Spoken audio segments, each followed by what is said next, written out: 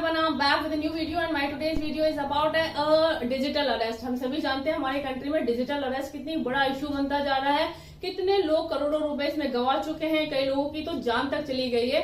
So it is very much important to control it at the moment, otherwise things will be miserable for the nation. यदि मैं बात करती हूँ हमारे country की, तो हमारे कंट्री में जनरली जो साइबर क्राइम डिपार्टमेंट है वो हम लोग जनरली पुलिस डिपार्टमेंट के लोगों को उधर ट्रांसफर कर देते हैं और वो ही लोग इन चीजों को हैंडल करते हैं, जबकि वो लोग इस तरह के टेक्निकल कामों में उतने ट्रेंड नहीं होते, तो डेफिनेटली वो चीजों को उस स्मार्ट लेवल पे हैंडल नहीं कर सकते और इसीलिए हमारे यहाँ पर things going miserable in our country. हमारे यहाँ पर डेफिनेटली हमको ये साइबर क्राइम डिपार्टमेंट में हैकर्स चाहिए जो कि प्रॉपरली चीजों को हैक कर सके, जो कि डार्क वेबसाइट पे काम कर सके।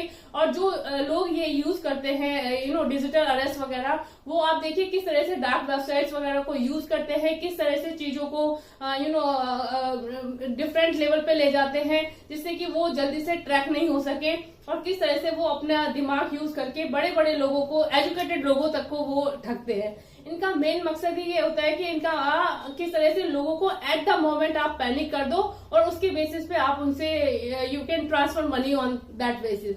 सबसे नेगेटिव बात यह है कि ये लोग किस तरह से एआई मॉड्यूल, वॉइस मॉड्यूल को यूज करके उस पर्सन की आवाज निकाल देंगे आपके फैमिली मेंबर की। आपको लगेगा हो सकता है कि हमारा फैमिली मेंबर किसी प्रॉब्लम में है, हो सकता है उसको कुछ प्रॉब्लम हो, हमको इमीडिएटली एक्शन लेना चाहिए, जबकि वो एआई वॉइस मॉड्यूल से भराई गई आवाज होती है जो कि सेम टू सेम प्रिटेंड होती है और हम कंफ्यूज हो जाते हैं। सबसे इम्पोर्टेंट है इसके लिए हमें सोशल मीडिया में अपनी पर्सनल लाइफ को इतना ज्यादा नहीं स्प्रेड करना चाहिए, या लोगों को पर्सनली इतनी सारी पर्सनल अपनी लाइफ की बातें नहीं बतानी चाहिए या चीजों को स्प्रेड नहीं करनी चाहिए, जिससे कि क्या होता है लोग बाग हमारी डायरेक्टली या इनडायरेक्टली इन सब चीजों को यूज करके हमारे ही अगेंस्ट में काम करते हैं। तो हम लोगों को भी उतना ही स्मार्ट बनना है, हम लोगों को एट द मोमेंट पैनिक नहीं होना है, ऐसे कॉल्स को आइडेंटिफाई करना है।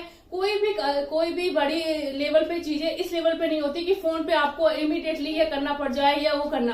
प्रॉपर टाइम लीजिए, कामली हैंडल करिए और आप जाके प्रॉपरली जिस तरह से फोन आया है उसके अकॉर्डिंग प्रोसेस में चीजों को डील करिए, अदरवाइज ये लोग आपको पागल बनाएंगे और आपसे पैसे ऐंठ लेते हैं।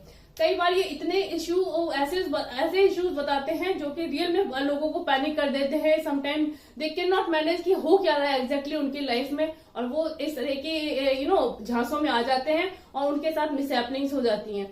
सो it is very much important कि एक तो हमको बहुत ही जागरूक रहना पड़ेगा, हमको काफी चीजों को ध्यान में रख के करना पड़ेगा कि चीजें इस लेवल पे हो सकती हैं।